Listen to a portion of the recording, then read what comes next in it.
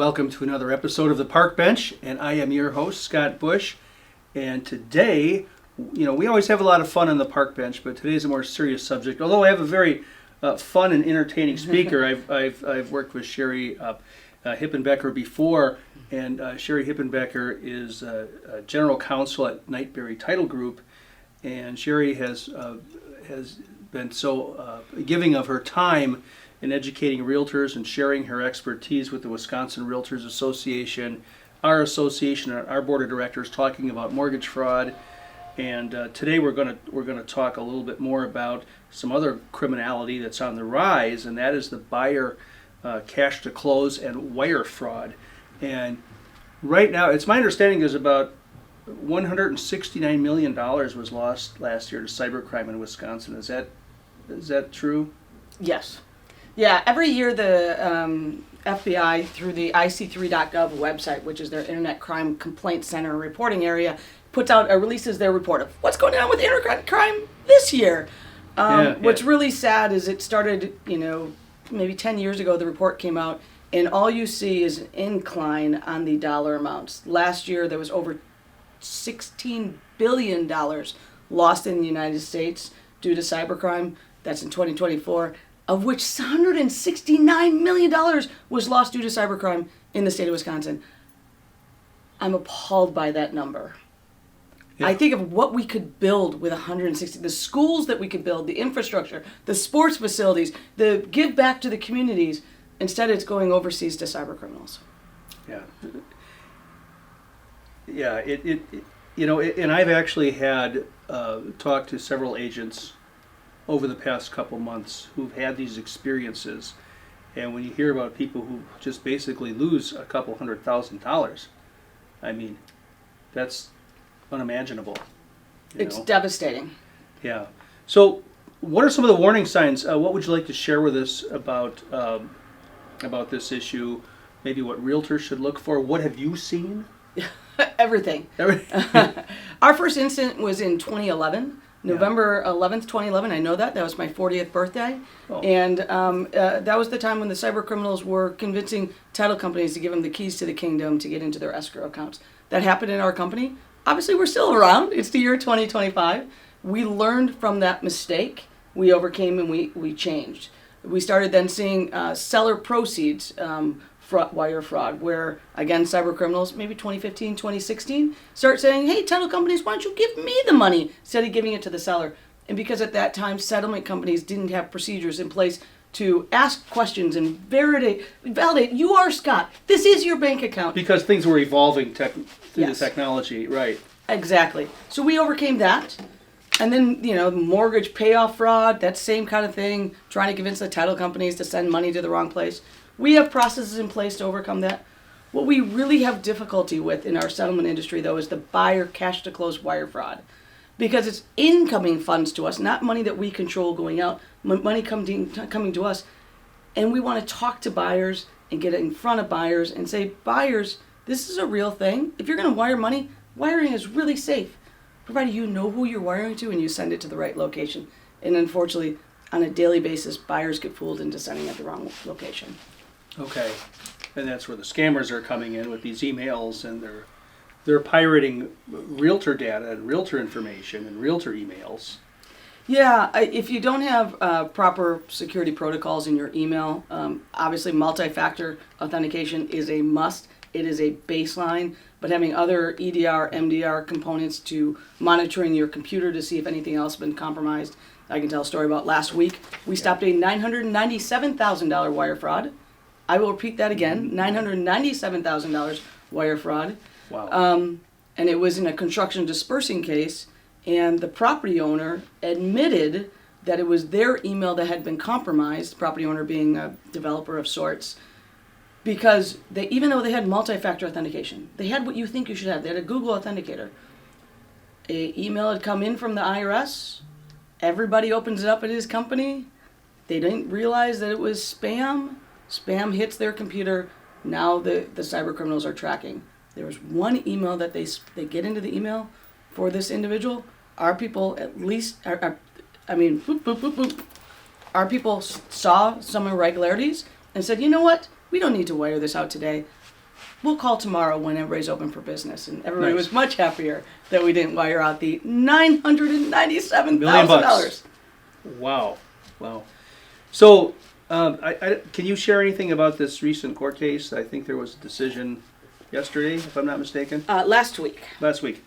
So, in 2022, a lady by the name of Cheri Hipenbecker, 86-year-old lady, is buying a house because her house had burned down, her old one. Very sad story. And her husband, who was the financial person of the house, was suffering and needed to get into a condo. So they have a burned house, husband suffering, they find a condo in April-ish of 2022. She has money because, of course, she's a little bit older and she has some insurance proceeds. Somebody's email was compromised in between the realtor and somebody. I don't know whose email was compromised. That wasn't able to be decided. But nonetheless, she starts talking to the realtor and saying, who's my settlement company? Where do I send my money? I have cash. Anyway, cut to the chase. She loses $259,217.31. She sent. What's scary about this case, in the decision came down assessing liability. Hey, I haven't told you what the decision is. Oh, that's what I'm dying to know. Okay, so let's walk through, and I'll just start talking about it. There are a number of parties that get sued because of the $259,217.31. Yeah. Mrs. Pendergast now is out this money. 100% is gone to the cyber criminals. So she sues. Who do you think you would sue? If you're the buyer and you lose this much money and you've been asking, where do I send my money? Depends who my attorney is, but probably everybody. That's the right answer. Yeah. So let's talk about who those everybody would be. First up? Well, do I have to say it? The realtor? Yes. Second up? The mortgage company? Yep. No mortgage company, though. I'm sorry. The settlement company? The settlement company. Sure. And then the buying and sending, and the sending bank and the receiving bank. Mm-hmm. Okay. Those are the four parties that get sued. By the time you get to trial, there's only one party standing as a defendant, and that's the realtor. The buying bank, the sending bank, and the receiving bank get out because of, it's called the UCC 4A. It's some legalese that says, hey, if the bank has the right account number, which they did, and they didn't transpose numbers, They act upon that, and they have some protections. Yeah. Mm-hmm. Settlement company was also deemed to be out because they did nothing wrong. So the realtor was there as the defendant, and Mrs. Pendergast, who had asked in communication to the realtor, where do I send my money? The closing was June 15th. Mrs. Pendergast received an email on June 7th to send her money. She sent her money June 7th. Does that seem odd? Yes. Okay. Well, June's, yeah, go ahead, I'm sorry. So, like a week before closing, do settlement companies usually say, I need your money a week before closing? No. No. Okay. Red flag. Red flag number one. And there's weird language in these emails because the realtor is included on those emails. Yeah, if you go to any and I just gone through some training recently myself, you have to really look at these emails and look for things that just don't seem right, because a lot of times it's a foreign language being translated to English, so it doesn't flow right. Even with ChatGPT, you still have Yeah. that. But mind you, in 2022, the language is even worse because this is pre-Chat. Remember back in the day, Yeah. pre-ChatGPT? Oh yeah. It was pretty easy to spot sometimes, So a week before closing, you have money going out. The realtor, unfortunately, had never communicated and provided to Mrs. Pendergast the name of the settlement company. Think about this. By April 28th of 2022, the settlement company reached out to the realtor because the settlement company only has the realtor's contact information under the offer and say, here's the information to provide to the buyer. Realtor didn't do that. So Mrs. Pendergast, all she has is the communication with the realtor. Yeah. Which says, go ahead and send that money. The evening on June 7th, she sends it a little late in the afternoon on June 7th. The evening of June 7th, the realtor says, I will call, that seems odd. Why didn't I call the settlement company the next day, which is Wednesday morning? Realtor didn't call Wednesday morning, didn't call Thursday. Received an email at 4:50 on Friday where the settlement company says, hey, the real settlement company says, hey, we need to talk about getting this money for next week's closing. What? And the realtor said, well, that seems odd. They've already sent the money. Nothing after that. Monday morning, so 11th, 12th, 13th, people realize all the money is lost. And again, let me repeat this: $259,217.31. It came out in the trial. What happened is the money gets originated from the bank on Wednesday morning, 11 o'clock or something like that. The money is pulled, 100% is pulled from the account on Thursday. So had the realtor done what she said she was going to do Tuesday evening and called the settlement company Wednesday morning. I would have caught it. Yeah. Yeah. So you're the judge. Yeah. You're the judge, and you have two people standing. Mrs. Pendergast, 86-year-old lady, husband who's declining, who had since passed away by the time of the trial, burnt out house, and then you have the realtor. And these are the stories coming from the complaint and what's presented at trial. How do you decide? It's like you said, who's the last person standing, and obviously there's going to be there's going to be a finding of culpability. Yeah. So I hate to say it, but it's going to be the realtor. Realtor. The brokerage. The brokerage. The brokerage, actually. There were 3 claims against the brokerage. Mm-hmm. Number 1, breach of contract. The judge said there was no contract breached. Number 2, breach of fiduciary duty. And the judge said and this was a bench trial, which means there's no jury, it's just a judge. No breach of fiduciary duty. You didn't have this additional obligation to, walk her to the bank and get that money delivered. So, which was nice because then treble damages go away. Treble damages would have been 3 times damages. But negligence is the 3rd claim. And the judge says, I think the realtor was negligent. The realtor didn't talk to Mrs. Pendergast about wire fraud. Oh, I didn't even talk about this. April of 2022. Just that simple follow-up is where the negligence. April 2022, things are going very fast. Mrs. Pendergast needs to get her offer in very quickly. Because remember those days when things were really busy? Yeah. So she's signing things via DocuSign. She doesn't know DocuSign. She's 86-year-old lovely lady. And there was no follow-up. So there was no specific conversation about once they had that offer accepted, let me tell you what the next steps are, right? Like, let me sit down with you, congratulations, and walk through. Judge assessed the realtor 85% of the liability and Mrs. Pendergast 15%. What that means is that the real estate company owes, the number in my head is $220,334.71. And I'm not certain if that's unjust. I think what we can do here is use this as there are real consequences for not taking a step back. You do, as a real estate professional, have a standard that's higher than just, what's going on with your business. Help people that don't know, that are coming to the table. Right, and that gets to my next question, and you're already answering it. And this is some pretty scary stuff, right? So, where do realtors exercise due diligence in these situations? What should they be doing? I don't think there's a prescribed checklist, if you will, but you just need to follow up. You need to follow chronologically what's going on in these transactions. Absolutely. This is going to happen again. Oh, yes. It is happening. That's why you're here today, because I know this is happening. There are over 200,000 people enslaved in Myanmar that are running these scams. They're enslaved in doing this. I think that's a fascinating story. Not really a digression, but it's a fascinating twist of the story. Can you elaborate on that? I think this is just absolutely an incredible story. Go ahead with that. I think it's very interesting. Well, cyber criminals are a criminal organization, and they're criminal organizations primarily located in Southeast Asia. I forwarded to Scott an article yesterday that said 220,000 people are enslaved in the Myanmar-Thai border, coming from countries like Laos, Cambodia, Nepal, where my husband's in Nepal today, so that's scary, Kenya, where people think that speak English, living in third world countries, think that they're getting a real job. They get actually recruited.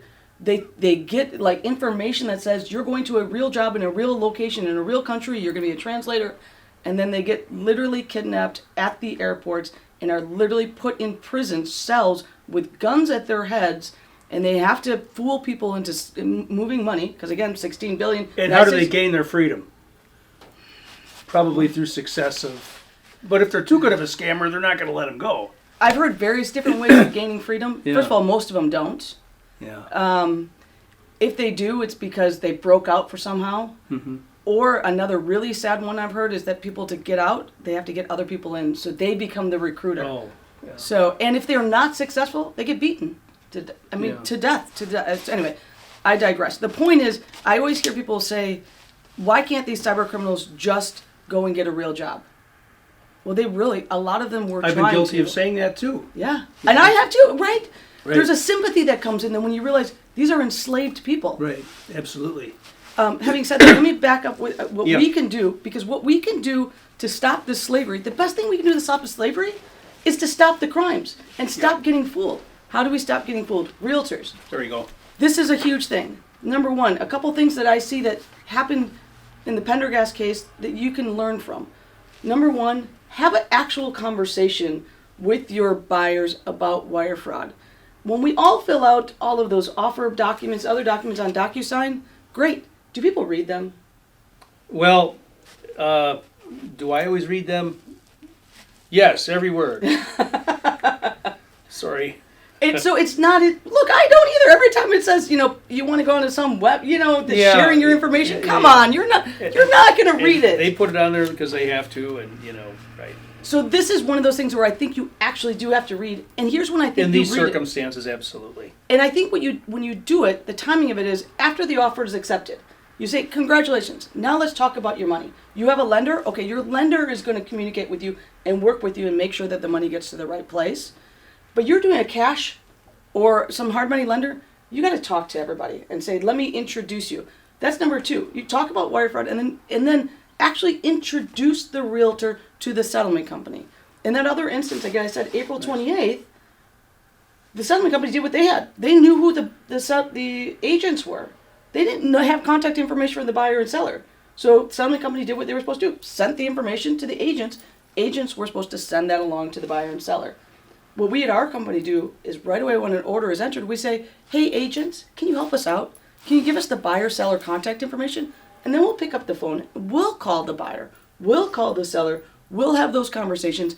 And what we do is we provide once we know the buyer-seller contact information, specifically the buyer, we talk to the buyer and we send our wire transfer instructions to the buyer early on in the transaction so they have it safely. And it says, we'll never change them because we won't. Because guess what? How many times do people change bank accounts, Scott? Yeah.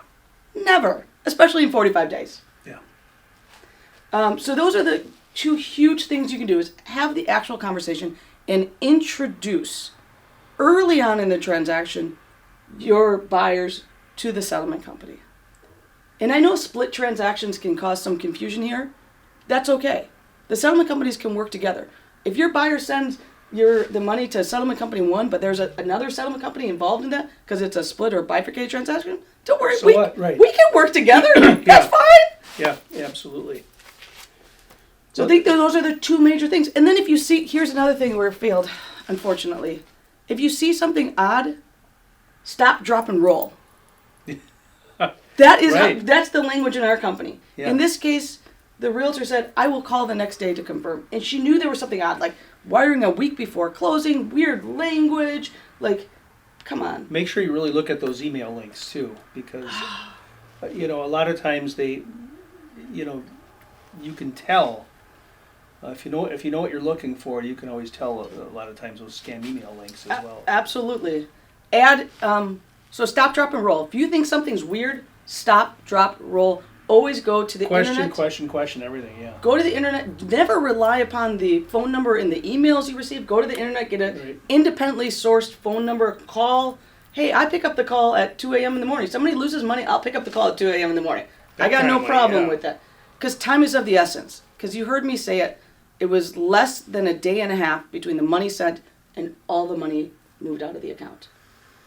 I could tell you another follow-up story on this. Let's hear it. So I spoke with the attorney that represented Mrs. Pendergast after the trial, because I was the only person in court, along with the judge and the clerk, listening to the ruling. And so I called I'm curious about this, again, not to point out this particular realtor, but to say, here's a bad situation. How can we as an industry get better to save all those people that are being enslaved in Myanmar and Thai border? So I called the attorney. I said, number one, can I talk about this on your session? And he spoke with Mrs. Pendergast, and she was very happy to get the word out because she too wants to save other people from this really bad experience. Very brave of her. And I said, tell me a little bit more about what happened at the money where it was sent. So it gets sent to a bank in Minnesota. So he sued the recipient of the money in Minnesota. So the money gets deposited in a real bank account in Minnesota, and it gets moved out. That individual's name, there's a lawsuit pending right now in Minnesota, is Kenneth Martins, and he was what's called a money mule. Kenneth Martins thought that he was brokering a loan, that money was going to come into him, and then he was going to send it out, and he was going to get $10,000 as his fee. Oh, those. Yeah. We've all seen those. But this is a different twist. Yes. And what this is his answer. I printed this out. That's his response to the lawsuit.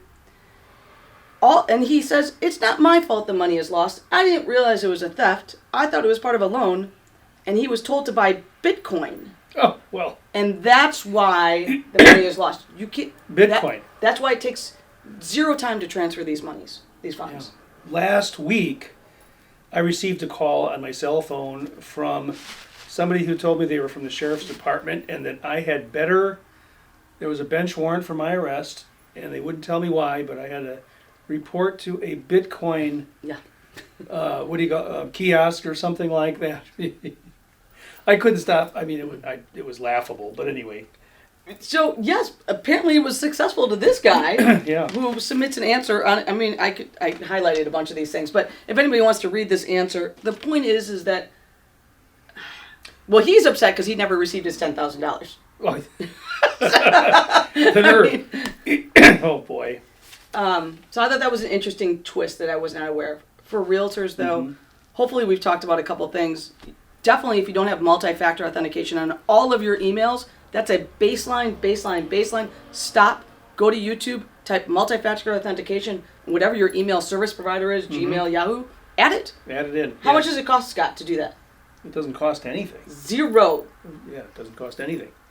I like stop, drop, and roll. Stop, drop. I'm going to use that with the staff at GMAR with emails and so forth. So, because we get inundated here. So, and oftentimes things do look strange, and sometimes we get frustrated here at GMAR because Chuck from MLS, our IT guy, he's always adding extra layers of security and overcomplicating things. But I get it.